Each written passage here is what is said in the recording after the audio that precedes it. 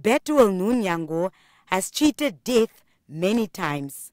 He was imprisoned, physically and mentally tortured, and forced to endure seeing his comrades die at the hands of the South African government.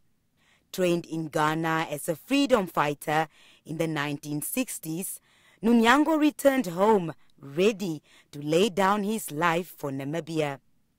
But in 1966, his group was captured and sent to Pretoria to await trial. He and others were sentenced to life imprisonment at Robben Island in 1968 under the South African Terrorism Act.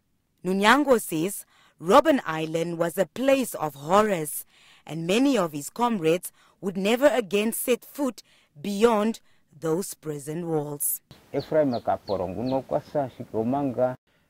Kapolo died while in prison. He suffered a toothache and his tooth was finally removed by the prison officials.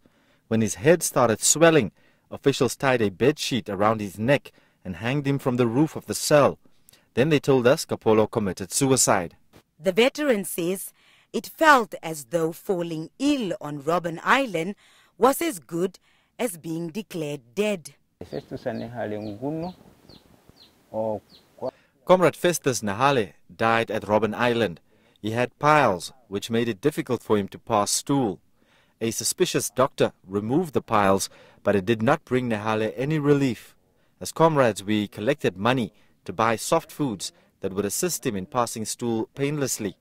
The prison wardens took him away from us and continued feeding him inappropriate food that worsened his condition, and that's how he died. Nuunyango says as they were considered terrorists by the apartheid government, they were not entitled to appropriate medical attention.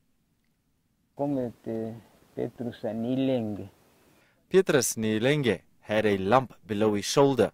His condition became worse, so prison officials took him to the hospital.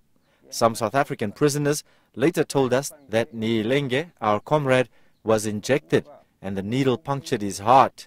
That is how he died. After spending 18 years in prison in South Africa, Nuunyango finally arrived back home in 1985. This is his message directed to the youth for Heroes Day. Namibia's development and future is dependent on young people, but only if they are united. If they allow tribalism, discrimination and social status to take over, then there will be no progress in this country. Francis Shahama, NBC News, on JK Village, Umsati region.